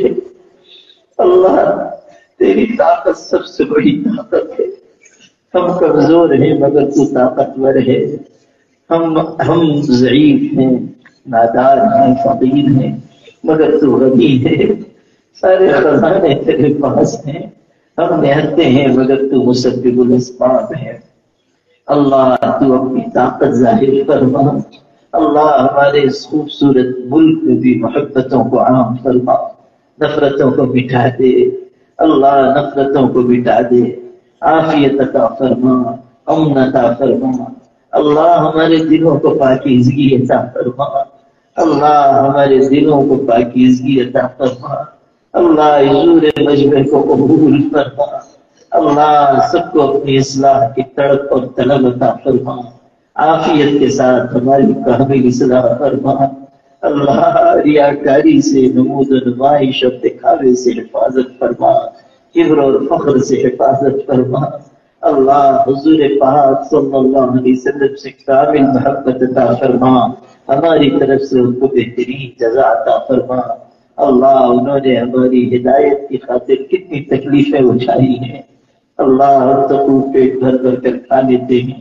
نرم بستروں پر سو جاتے ہیں، مگر ہمارے آقا کے گھر میں 2-3 مہینے تک چولہا بھی نہیں جلتا تھا، پانی کھجور پر گزر بسر ہوتی تھی، ٹاٹ پر لیٹتے تھے، پشت مبارک پر نشانات آ جاتے تھے۔ اللہ ہم کہیں نصیحت کے لیے، وعظ و خطابت کے لیے جاتے ہیں، لوگ پھول کے ہار پہناتے ہیں، قدموں میں پھول ڈالتے ہیں، مگر اللہ ہمارے آقا نکلتے تھے تو ان کی راہ میں لوگ کانٹے بچھا دیتے تھے، پتھر مارتے تھے، بڑے بازار میں کہتے تھے اس شخص کی بات مت سننا، یہ ساحر اور جادوگر ہے، یہ جھوٹا انسان ہے۔ اللہ دنیا کے سب سے سچے انسان کو جھوٹا کہہ کر پکارا جاتا تھا۔ اللہ ہمارے آقا کے درجے بلند فرما، انہیں کی نسبت کی برکت سے ہمیں عافیت عطا فرما۔ اللہ حضور پاک صلی اللہ علیہ وسلم کی سفارش و شفاعت عطا فرما، آخرت میں جنت میں ان کا ساتھ عطا فرما۔ اس مجلس کا انتظام کرنے والوں کو، تعاون کرنے والوں کو اجر عظیم عطا فرما۔ اللہ یہ ادارہ تیرے نام پر قائم ہوا ہے، اپنے کرم سے یہاں پڑھنے والے بچوں کو روشن مستقبل عطا فرما۔ اللہ ہمیں بہترین اخلاق عطا فرما، بہترین کردار عطا فرما، بہترین دن بہترین راتیں عطا فرما۔ دشمنوں کے شر سے ہم سب کی حفاظت فرما، دونوں جہانوں میں ہمیں کامیابی عطا فرما۔ اے اللہ تو ہم سے راضی ہو جا، اللہ تو ہم سے راضی ہو جا، اللہ تو ہم سے راضی ہو جا۔ تو ہمیں اپنا بنا لے اور تو ہمارا ہو جا، تو ہمیں اپنا بنا لے اور تو ہمارا ہو جا۔ اللہ ہم سب کو ہر گناہ اور معصیت سے چھٹکارا عطا فرما، ہر طاعت کی طرف رغبت عطا فرما۔ اللہ ہمیں اہل اللہ کی صحبت عطا فرما، تیرے پاکیزہ بندوں کا اعتماد اور ان کی محبت عطا فرما۔ اللہ اپنے کرم سے ہمیں ہمارے سلسلے کے بزرگوں کا فیض عطا فرما، ہمارے دلوں کو نورانی بنا، ہمارے دلوں کو نورانی بنا، ہمارے وقت میں، عمر میں، صحت میں، مال اولاد میں برکت عطا فرما۔ اللہ حرام کے ایک لقمے سے حفاظت فرما، اللہ حلال کشادہ برکت والی روزی عطا فرما۔ اللہ صرف اپنا محتاج بنا، اپنے غیر کی محتاجی سے حفاظت فرما۔ حضور پاک صلی اللہ علیہ وسلم کی برکتوں سے مانگی بھی مرادیں عطا فرما، جو نہیں مانگ سکے وہ بھی نصیب فرما۔ ان اللہ وملائکتہ یصلون علی النبی یا ایھا الذین آمنوا صلوا علیہ وسلموا تسلیما۔ اللهم صل وسلم وبارك على سيدنا محمد وعلى آله وصحبه أجمعين برحمتك يا